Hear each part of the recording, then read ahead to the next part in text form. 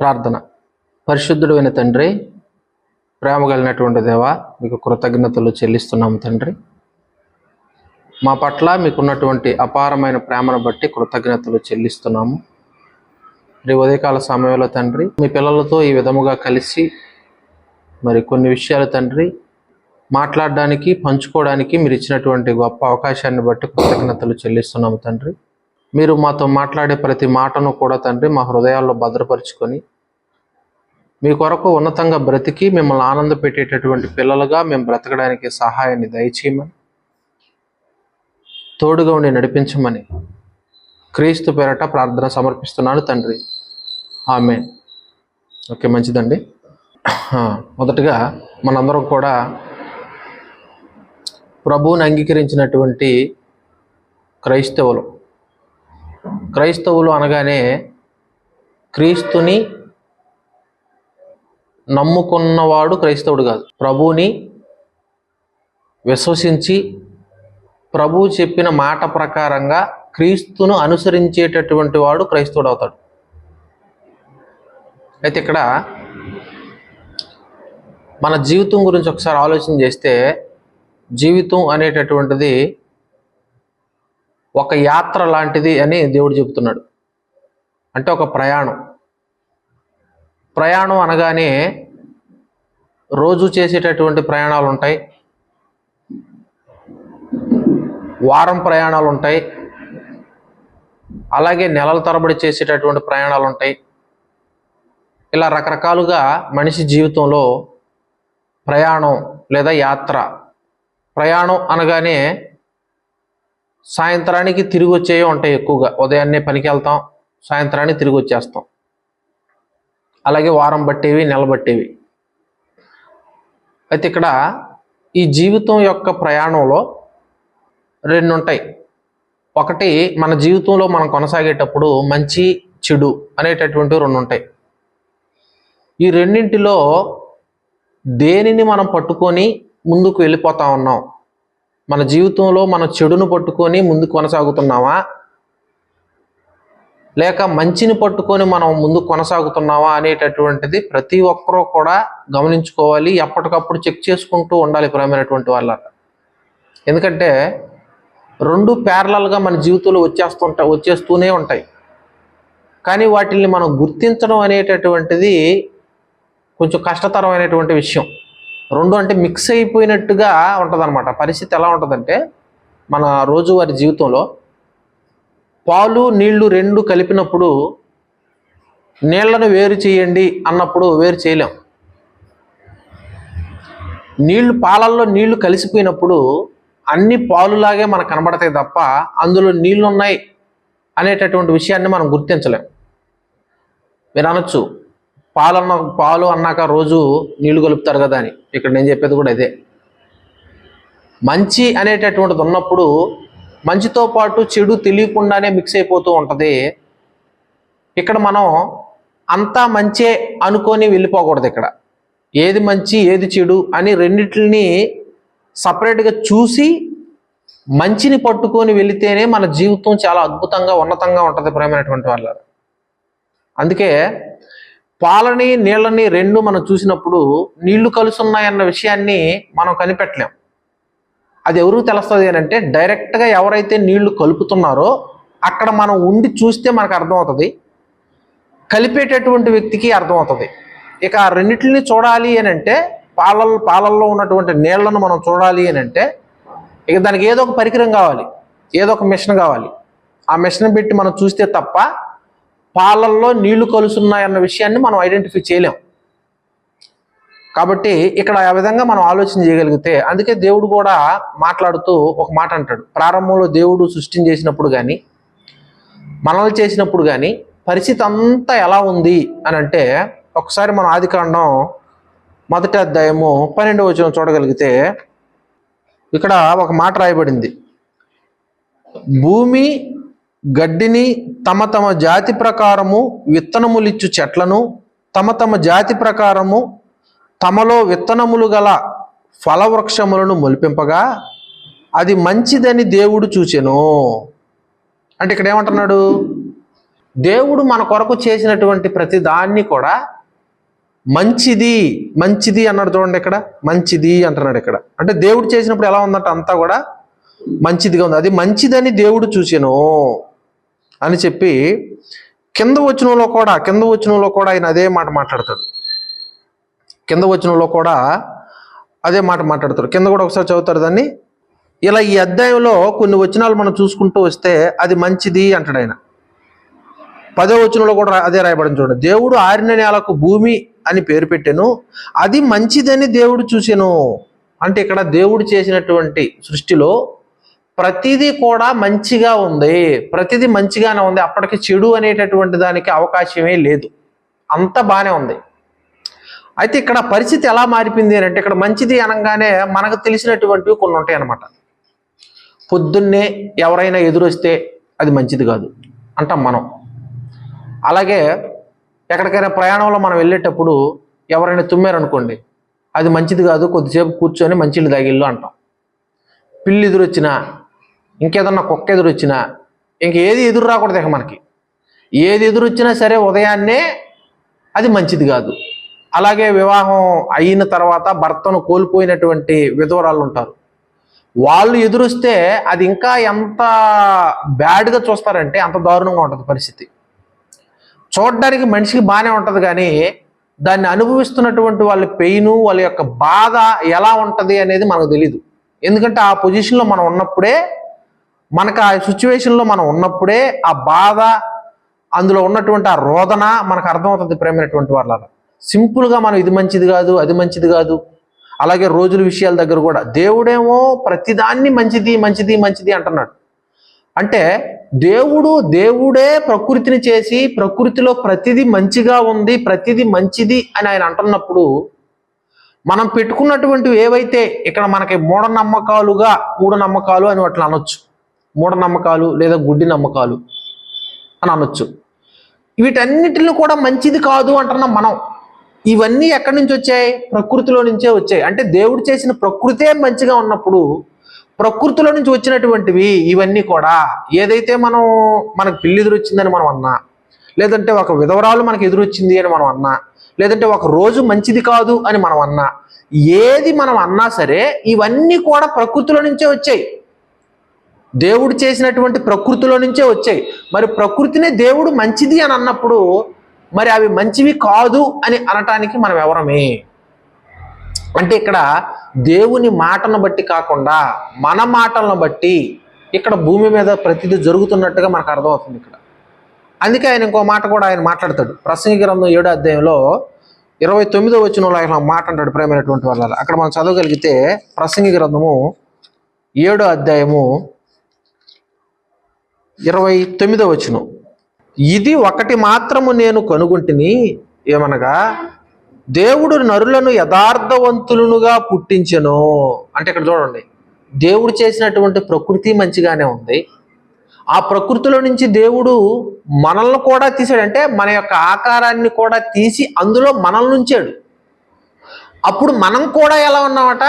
మనం కూడా మంచిగానే ఉన్నాం. అంటే దేవుడు చేసిన ప్రకృతి మంచిగానే ఉంది, అందులో నుంచి మన యొక్క ఆకారాన్ని దేవుడు తీశాడు, అది మంచిగానే ఉంది, అందులో ఉన్నటువంటి మనం మంచిగానే ఉన్నాం. అంతా మంచిగానే ఉంది దేవుడు చేసినప్పుడు. అంటే దేవుని చేతుల్లో ఉన్నంత వరకు మనం బాగానే ఉన్నాం ప్రేమైనటువంటి వాళ్ళ. తర్వాత కింద ఏమంటున్నాడు చూడండి, దేవుడు నరులను యథార్థవంతులుగా పుట్టించును గాని వారు వివిధమైన తంత్రములు కల్పించుకుని ఉన్నారు. ఇప్పుడు పైన మనం చెప్పుకున్నవి ఏవైతే ఉన్నాయో అవన్నీ కూడా మనుషులు కల్పించుకున్నటువంటివి. ఇవన్నీ ఎందుకు మాట్లాడుకోవాల్సి వస్తుంది అని అంటే, దేవుడు చేసినవి చేసినట్టుగా ఈరోజు లేవు. దేవుడు చెప్పినట్లుగా, దేవుడు చెప్పిన మాట ప్రకారంగా ఇక్కడ ఏమీ జరగట్లా మన జీవితాల్లో. క్రైస్తవులు అయినప్పటికి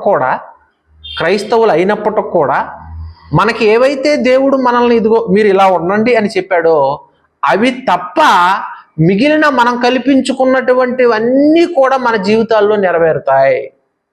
అంటే ఏదైతే మనకు అనుకూలంగా ఉంటుందో దానిని మాత్రమే మనం చేయడానికి ఇష్టపడతాం, ఏదైతే మనకు అనుకూలంగా లేదో దాన్ని పక్కన పెడతాం.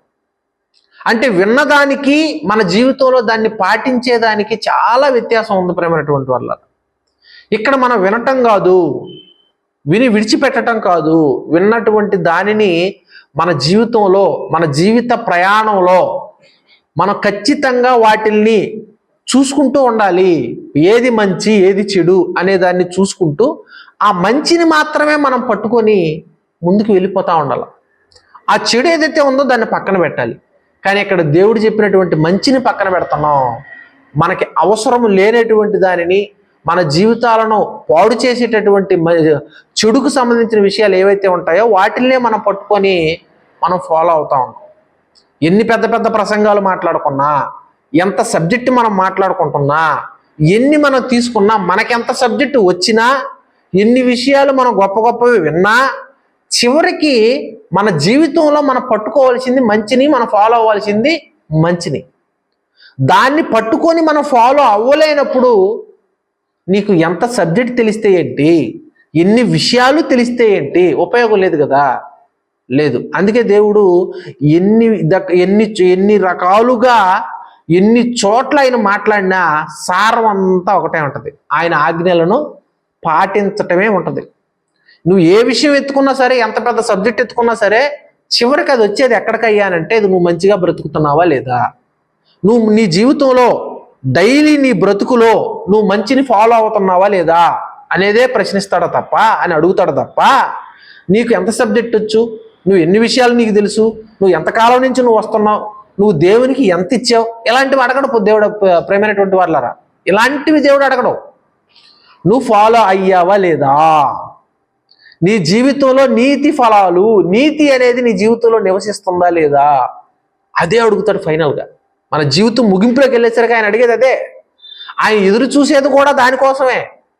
ఇవన్నీ మనం ఆలోచిస్తామంటే అవన్నీ ఆలోచించాం. మనం ఏం ఆలోచిస్తాము అంటే, మనకి ఏం అవసరమో, మనం ఈ 6 అడుగుల ఆకారానికి మనకి ఏవైతే అవసరమో వాటి కోసమే మన ప్రయాణాలు ఉంటాయి, వాటి కోసమే మన ఆలోచనలు ఉంటాయి, వాటి కోసమే మన సమయం అంతా దానికోసమే పెడతా ఉంటాం. పెట్టొద్దని కాదు. నువ్వు ఏది చేసినా నీ ఆలోచనల్లో నీ క్రియల్లో దేవునికి సంబంధించినవే జరగాలి. దేవునికి సంబంధించిన విషయాలే నువ్వు ఎప్పుడు నెమరు వేసుకుంటూ ఉండాలి. అందుకే ఉదయాన్ని, ఒక రోజుని ఉదయంతో మనం ఎందుకు ప్రారంభిస్తున్నాం, ఎంత బాగుంటుందో ఆలోచన చేయండి. ఉదయాన్నే చక్కగా ఇలా కూర్చొని దేవుని మాటలు విని మనం పనిలోకి వెళ్తే, వినటం వరకు ఓకే.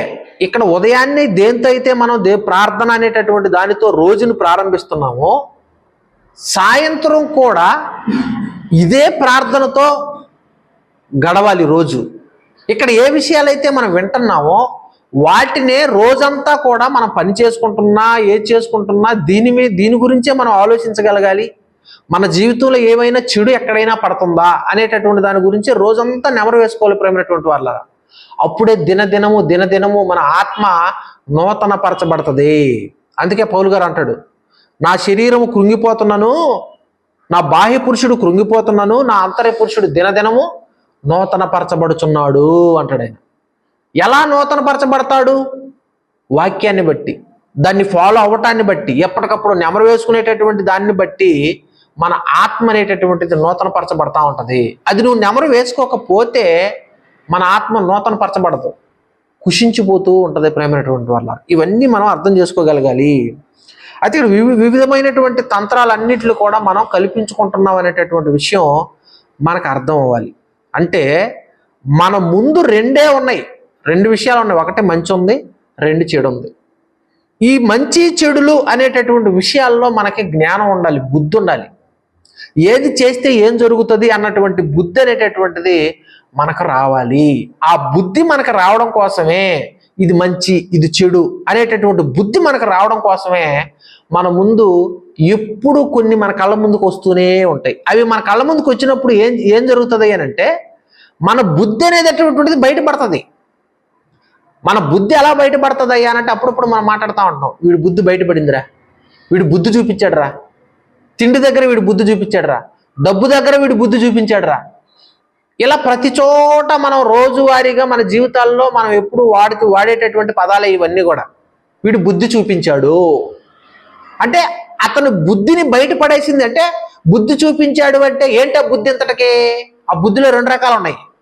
నువ్వు మంచివాడవు అనేది నీ బుద్ధా, లేదు చెడు వ్యక్తివి అనేది నీ బుద్ధి. అంటే నీలో ఉన్నటువంటిది ఆ మంచా చెడా అనేటటువంటి ఆ స్వభావాన్ని బయట పెట్టేది ఏంటయ్యానంటే ఒక క్రియ, ఒక పని. ఆ పని నీ బుద్ధిని బయట పెట్టేస్తుంది. దేవుడు పెట్టేటటువంటి ఆ పరీక్ష లేదా ఆ టెస్ట్ నీ బుద్ధిని బయట పెడుతుంది. ఇక్కడ ఆది కాండంలో ఒకసారి మనం చూడగలిగితే ఆదాము గారి యొక్క బుద్ధి ఎలా బయటపడిపోయిందో చూడండి. ఇక్కడ ఆదాము గారి యొక్క బుద్ధి అప్పటి వరకు మంచోడేనే అనుకుంటాం. మనం కూడా ఎవరో మనల్ని కదిలించకపోయినా, ఎవరో మన జోలికి రాకపోయినా మనం మంచోళ్ళమే. అప్పుడప్పుడు మాట్లాడుతూ ఉంటాం, నన్ను ఎవరో కదిలించకపోతే నేను ఎవరి జోలికి వెళ్ళనండి, చీమకు కూడా హాని చేయనండి, చీమకు కూడా హాని చేయవు. అంటే ఇక్కడ మనం ఆలోచన చేయవలసినటువంటి విషయం ఏంటి అంటే, పరిస్థితులు మన కళ్ళ ముందుకు రానంత వరకు, పరిస్థితులు నిన్ను టచ్ చేయనంత వరకు నువ్వు మంచోడుగానే కనపడతావు. కానీ దేవుడికి కావాల్సింది అది కాదు. నీ దగ్గరకి ఏదైనా ఒక సిచ్యువేషన్ వచ్చినప్పుడే నీ బుద్ధి బయటపడుతుంది. నీ బుద్ధి బయటపడేది అప్పుడే. ఆ బుద్ధి బయటపడటానికి ప్రారంభంలో ఆయన ఏం చేశాడో ఒకసారి చూడగలిగితే తెలిసినటువంటి వచనాలే, కానీ మనం ఎప్పుడు వాటిని ప్రాక్టికల్గా ఆలోచించం. అదే ఇక్కడ వచ్చినటువంటి ప్రాబ్లం. ఎన్నో విషయాలు తెలుసు, ఎన్నో విషయాలు మనం వింటాం, గొప్ప గొప్ప విషయాలు మనం వింటాం. కానీ వినటం వేరు, మన జీవితంలో వాటిని అప్లై చేసి పరిస్థితులకు తగ్గట్టుగా మనం కనెక్ట్ చేసుకొని మనం మన జీవితంలో బ్రతకడం వేరు. పరిస్థితులు ఇచ్చిన పైన పడినప్పుడు మన బ్రతుకులు ఏంటో బయటపడతాయి ప్రేమైనటువంటి వాళ్ళ. ఓకే, కొన్ని టెస్టులు చేసినప్పుడు రోగం బయటపడుతుంది అంటారు కదా. ఇక్కడ ఉన్నంత వరకు ఏదో జ్వరం వస్తుందండి, జ్వరం వచ్చేటప్పుడు అది ఎందుకు వస్తుంది, పదే వస్తుంది జ్వరం, అది ఏంటో తెలీదు, టాబ్లెట్ వేసుకున్నా తగ్గట్లా. అప్పుడు ఏం చేస్తారు డాక్టరు, సపరేట్గా టెస్ట్ రాస్తాడు. అది టైఫాయిడా, లేకపోతే మలేరియానా, డెంగ్యూనా, వైరల్ ఫీవరా, టెస్ట్ రాస్తాడు. ఆ టెస్ట్ అనేది అక్కడ జరిగినప్పుడే నీ లోపల ఉన్నటువంటి జ్వరం, ఆ వ్యాధి ఏంటనేది బయటపడుతుంది. అలాగే కొన్ని సిమ్టమ్స్ మన దగ్గర కనబడతా ఉంటాయి దేవునికి. వాటిని పూర్తిగా బయటేయడానికి లేదా పూర్తిగా వాటిని పోగొట్టడానికి ఆయన ఎప్పుడు ప్రయత్నం చేస్తూనే ఉంటాడో. ఆ ప్రయత్నాల్లోనే ప్రారంభంలో ఆయన చేసింది ఒకటి. ఆదికాండం 2వ అధ్యాయము 17వ వచనం, మీకు తెలిసినటువంటి వచనం, ఎన్నోసార్లు చదువుకున్నటువంటిది, ఇది మూలం కూడా. అయితే మంచి చెడ్డలు తెలివినిచ్చు వృక్ష ఫలమును తినకూడదు అంటే ఇక్కడ చూడు ఏమన్నాడు, మంచి చెడ్డలు తెలివినిచ్చు అంటే బుద్ధినిచ్చేది. అంటే నీ బుద్ధి అనేటటువంటిది ఏంటి అనేది నీ బయటకు వస్తుంది అక్కడ. అంటే మన బుద్ధిని బయట పెట్టడానికే దేవుడు అక్కడ ఏం చేసినట్టుగా కనపడుతుంది. మంచి చెడులు తెలివినిచ్చు అంటే మంచి చెడులు తెలివినిస్తే అంటే పండు తినంగానే ఏదో మంచి చెడులు వస్తాయని కాదు, తింటే తెలుస్తాయి అనేది కాదు దాని ఉద్దేశం. మంచి చెడులు తెలివినిచ్చు వృక్ష ఫలములను తినకూడదు అంటే మంచి చెడు అనే తెలివి నీకు ఎలా వస్తుంది? అదేంటది, ఒకవేళ తింటే వచ్చే పని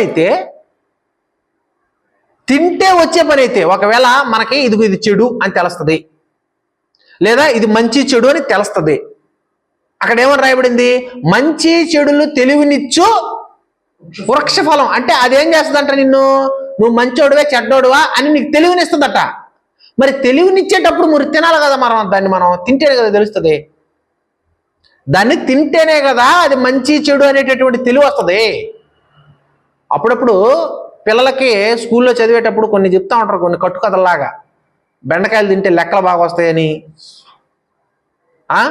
ఇట్లా కొన్ని చెప్తా ఉంటారు అనమాట. కొన్ని లెక్కలే చెప్తా ఉంటారు, ఇది బెండకాయలు తింటే ఇది వస్తుంది, వంకాయ తింటే ఇది వస్తుంది, చిక్కుడుకాయ తింటే ఇది వస్తుంది, బాడీలు ఇదిగో ఇది తింటే ఈ విటమిన్ పెరుగుద్ది, ఇది తింటే ఈ విటమిన్ పెరుగుద్ది, ఇట్లా రకరకాలుగా చెప్తా ఉంటారు అనమాట. అంటే ఇది తింటే ఇది వస్తుంది, ఇది తింటే అది వస్తుంది అని చెప్తా ఉంటారు.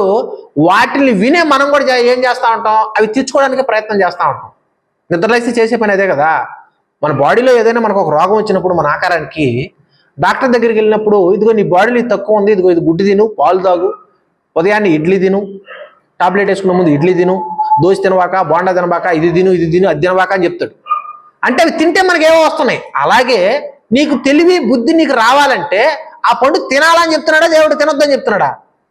మంచి చెడులు తెలివినిచ్చు వృక్ష ఫలమును నీవు తినకూడదు. అదేంటి, తింటే కదా మనకు వస్తుంది అది అంటే అక్కడ తింటే వచ్చేది కాదు, అది తింటే వచ్చేది కాదు. ఆల్రెడీ తినడానికి పక్కన కొన్ని ఉన్నాయి. అది నువ్వు తినకూడదు. అది నువ్వు తినకుండా ఉంటేనే నీకు అర్థమవుతుంది బుద్ధి అంటే ఏంటయ్యా, నీ బుద్ధి బయటపడుతుంది. అది నువ్వు తినకుండా ఉంటే నీ బుద్ధి ఒకలా బయటపడుతుంది, అది నువ్వు తింటే నీ బుద్ధి ఒకలా బయటపడుతుంది. అలాగే ఆ పండు ప్లేసులో మీరు చాలా పెట్టుకోండి. ఆ పండు ప్లేసులో ఈరోజు మన కళ్ళ ముందుకు చాలా వస్తుంటాయి. ఒకవైపు మనం తినగలిగేటటువంటి ఫలాలు ఉన్నాయి, 99% మనం తినగలిగేటటువంటివే ఉన్నాయి. తినకూడనివి ఆ 1% ఉన్నాయి. మనం చేయకూడనివి ఆ 1% ఉన్నాయి. కానీ ఈరోజు పరిస్థితి ఎలా ఉందో తెలుసా?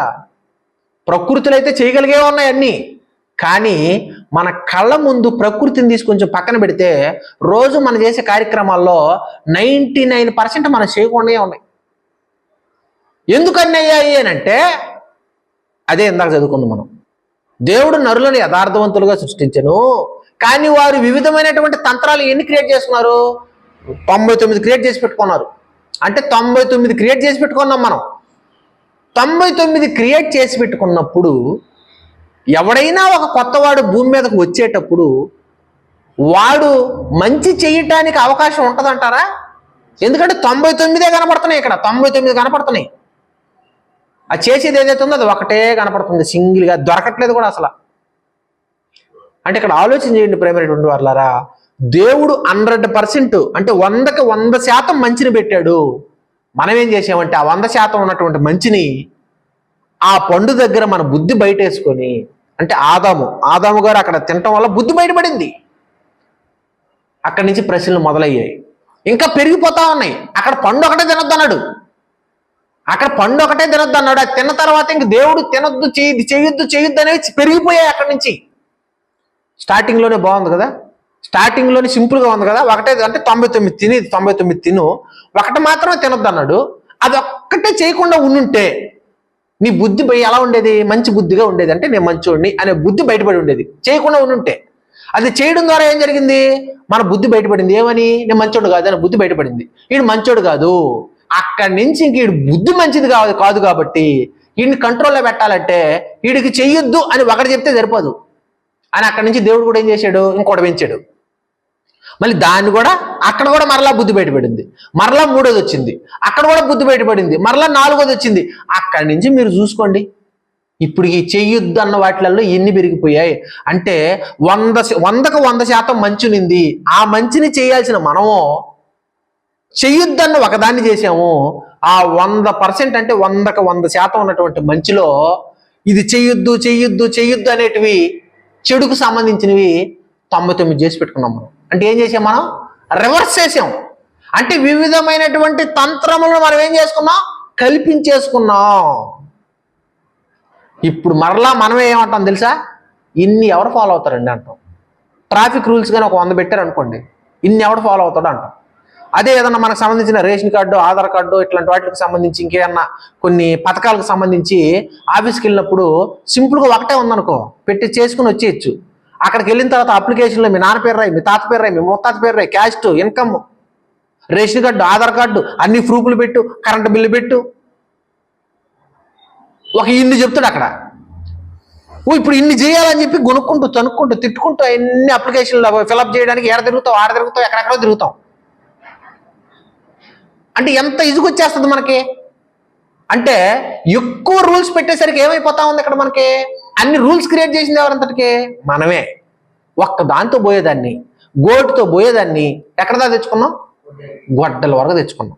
అందుకే ఆయన అంటాడు, చెట్టు వేరుల దగ్గర గొడ్డలు రెడీగా ఉందంటాడు ఆయన. యోహాన్ గారు మాట్లాడుతూ, చెట్టు మొదట్లో గొడ్డలు రెడీగా ఉందట, ఫలింపని ప్రతి చెట్టుని నరికి ఎక్కడేస్తాడట? అగ్గిలో వేసేస్తాడట. కనుక ప్రేమైనటువంటి వాళ్ళరా, 100కి 100% ఉన్న మంచిని తగ్గించేసుకున్నాం మనమే. ఇప్పటికైనా మరలా మనం ఇప్పుడు మరలా బైబిల్లో ఉండేటివి అనుకోకండి, బైబిల్లో ఉండేటివే. నేను బైబిల్లో ఉండే వాటి గురించి మాట్లాడలా.